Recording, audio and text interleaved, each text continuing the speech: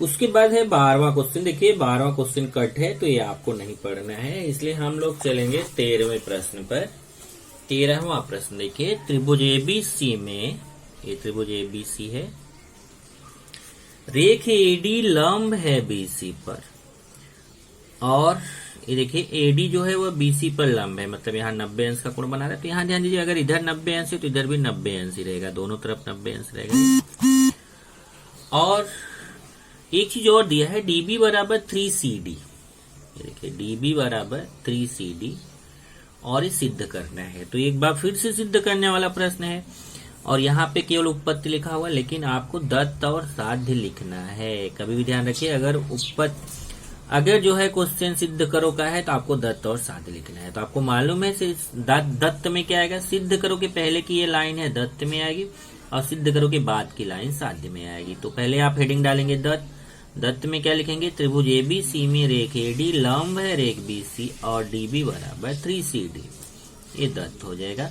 साध्य हेडिंग डाल के लिखेंगे 2AB² बराबर 2AC² plus 2B plus BC²। देखिए साध्य में क्या लिखेंगे, 2AB² बराबर 2AC² प्लस BC²।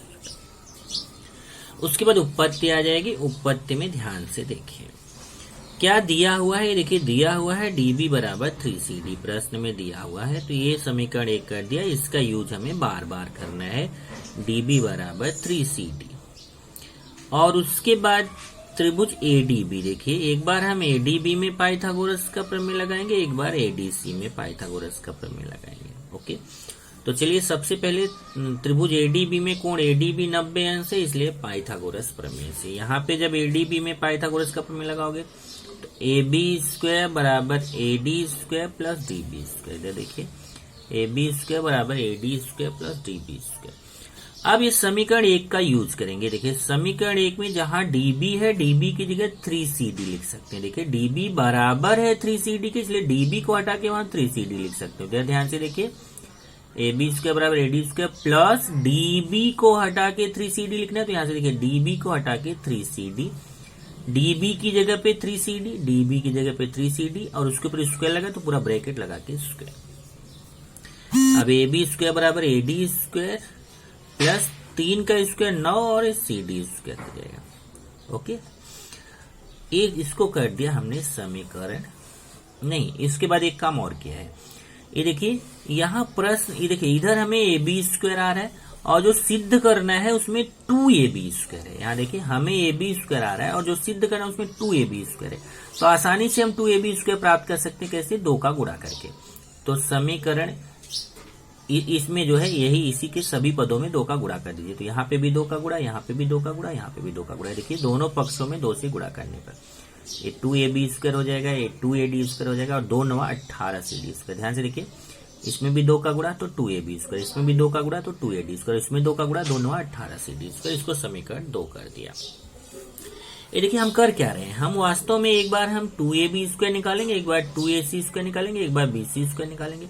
इन दोनों को जोड़ के इसके बराबर करेंगे। एक हमने निकाल लिया, 2AB² का मान यहां से देखिए निकाल लिया। अब हम 2AC² निकालेंगे। 2AC² निकालने के लिए अब हम पाइथागोरस में इस वाले समकोण त्रिभुज ADC में लगाएंगे। ये देखिए त्रिभुज ADC में कोण ADC 90 अंश। ध्यान से देखिए ADC में 90 अंश है, तो यहाँ पे भी हम पाइथागोरस का प्रमेय लगा सकते हैं। तो क्या आएगा, कर्ण का स्क्वायर बराबर पहली भुजा का स्क्वायर धन दूसरी भुजा का स्क्वायर, तो AC² बराबर AD² प्लस DC²। देखिए पाइथागोरस प्रमेय से AC² बराबर AD² प्लस DC²। अब यहाँ देखेंगे अगर आप, तो इधर AC हमें फिर से वही मामला देखिए, यहाँ हमें आया हुआ है AC², लेकिन हमें यहाँ सिद्ध करने में क्या आना है, 2AC², इसलिए 2 का गुणा कर देंगे। तो यहाँ पे भी देखो, जैसे यहाँ लिखा था दोनों पक्षों में 2 से गुणा करने पर, वैसे आपको यहाँ पे भी आप लिख सकते हो, दोनों पक्षों में 2 से गुणा करने पर। ओके, तो इधर देखिए 2 का गुणा इसमें भी होगा, इसमें भी होगा, इसमें भी होगा। इसमें 2 का गुणा 2AC², इसमें 2 का गुणा 2AD², इसमें 2 का गुणा 2DC²। इसको कर दिया समीकरण 3। अब देखिए 2 मिल गया हमें, 2AB² मिल गया, 2AC²। अब हमें चाहिए BC²।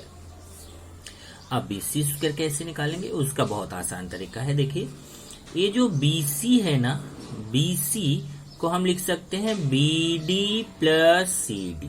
देखिए BD में CD जोड़ोगे तो पूरा BC मिलेगा। यहाँ देखिए BC बराबर BD प्लस CD, और लिख देंगे क्यों, क्योंकि ये जो BDC है ये या CDB है एक रेखी है। देखो जब ये एक रेखी है तो हम BC की जगह पे BD प्लस CD लिख सकते हैं। देखिए BC की जगह BD प्लस CD, यहाँ लिख दिया BDC एक रेखी है।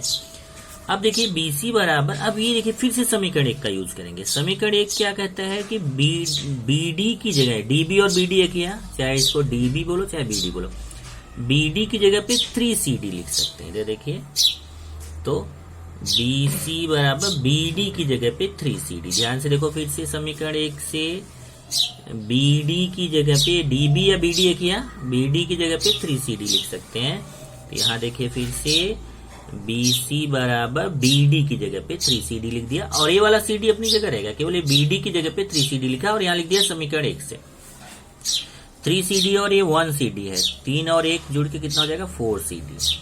लेकिन हमें यहाँ पे स्क्वायर है, देखिए तो हम लिखेंगे दोनों पक्षों का वर्क करने पर। जब वर्क करेंगे तो इधर BC स्क्वायर हो जाएगा, इधर देखिए जब वर्क करोगे तो इधर तब BC स्क्वायर हो जाएगा, इधर 4 का स्क्वायर 16 और CD का स्क्वायर, ये समीकरण 4 हो गया। अब आपको तीनों मिल गया। देखिए ध्यान से, ये समीकरण 2 में 2AB स्क्वायर मिल गया, वो आपको चाहिए था, 2AC स्क्वायर और BC स्क्वायर चाहिए था। तो देखिए समीकरण 3 से 2AC स्क्वायर मिल गया, समीकरण 4 से BC स्क्वायर मिल गया।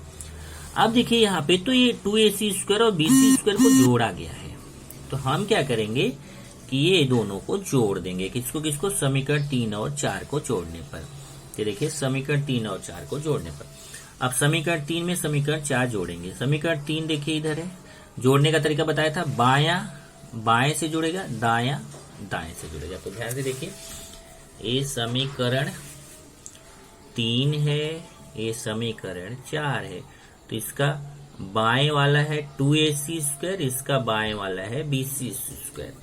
तो 2AC square plus BC square, देखिए 2AC square plus BC square बराबर, अब दाएं से दायां जोड़ दो, 2AD square plus 2DC square plus 16CD square. देखिए 2AD square plus 2CD square plus 16CD square बराबर है। अब आप ये मत सोचना कि हाँ तो CD स्क्वायर है, यहाँ DC स्क्वायर है, तो DC और CD दोनों एक ही होता है। यहाँ से आप देख सकते हैं, चाहे उसको CD बोलो चाहे DC बोलो।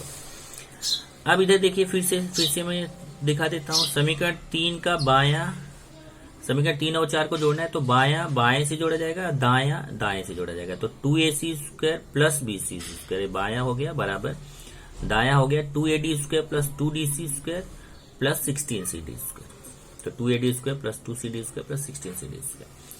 अब देखिए 2AC square plus BC square ऐसे रहेगा, इधर 2AD स्क्वायर ऐसे रहेगा, इधर देखिए ये दोनों जुड़ जाएगा, 16 और 2 18CD स्क्वायर हो जाएगा। इसको कर दिया समीकरण 5। अब समीकरण 3 और 5 को देखना है। समीकरण 3 को पहले देखिए, समीकरण 3 में समीकरण 3 और 5 नहीं बल्कि 2 और 5, यहाँ थोड़ा सा चेंज कर लीजिए, समीकरण 2 तथा 5। समीकरण 2 को देखते हैं सबसे पहले, ये समीकरण 2 है, इसमें देखिए 2AD square plus 18CD square है, और यहाँ पे भी देखिए 2AD square plus 18CD square, समीकरण 5 में भी। ओके, तो हमें क्या करना है, हमें कुछ नहीं करना है, ये जो 2AD square plus 18CD square मतलब समीकरण 2 का भी दायां पक्ष समीकरण 5 के दाएं पक्ष के बराबर है। देख लीजिए, इसका दायां पक्ष है 2AD square plus 18CD square, इसका भी दायां पक्ष है 2AD square plus 18CD square. तो समीकरण 2 का दायां पक्ष समीकरण 5 के दाएं पक्ष के बराबर है। तो जब किसी समीकरण का दायां पक्ष दाएं पक्ष के बराबर हो तो बायां भी बाएं के बराबर हो जाता है। तो देखिए समीकरण 2 का बायां पक्ष क्या है, 2AB स्क्वायर बराबर, और समीकरण 5 का बायां पक्ष क्या है, 2AC square plus BC square. ध्यान से देखिएगा, जब बायां बाएं के बराबर हो गया तो समीकरण 2 का दायां पक्ष 2AB स्क्वायर बराबर समीकरण 5 का दायां पक्ष, समीकरण 5 का बायां पक्ष 2ac square plus bc square. तो अगर दायां पक्ष दाएं पक्ष के बराबर हो गया तो बायां पक्ष भी, ये देखिए समीकरण 2 का बायां पक्ष कहाँ है, समीकरण 2 का बायां पक्ष 2ab स्क्वायर बराबर समीकरण 5 का बायां पक्ष 2ac square plus bc square. यही आपको सिद्ध करना था।